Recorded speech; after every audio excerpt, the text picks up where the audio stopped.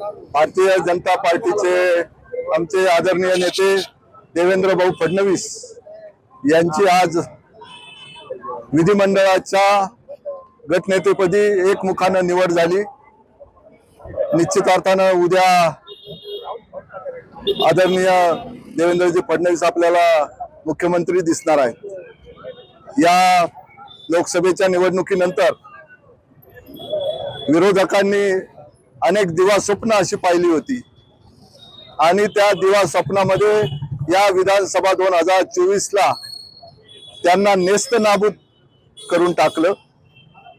महायुतीचं जे सरकार आहे या सरकारची कामगिरी त्याचप्रमाणे नरेंद्रभाई मोदी असतील आणि या ठिकाणचे एकनाथ भाई असतील, त्याचप्रमाणे अजितदादा असतील, आमचे नेते देवेंद्रजी असतील, या तिघांचं सरकार या महाराष्ट्रामध्ये चांगलं योजना जनसामान्यांच्या योजना आणून त्यांचं जीवन सुकर करण्याचं काम या माध्यमातून केलं आणि त्याच्या कामाची पावती म्हणून आज त्यांना हे महायुतीचं सरकार जनतेनं एकमतानं एकमुखानं निवडून दिलेलं आहे। आणि म्हणून आज माझे विरोधकांना सांगणं आहे की ज्या माणसाने सांगितलं की मी परत येईल तो आज परत आलेला आहे आणि विकसित महाराष्ट्राचं स्वप्न ही आदरणीय देवेंद्रजी पूर्ण करतील अशा प्रकारचा केवळ विश्वास नव्हे तर खात्री मला आहे।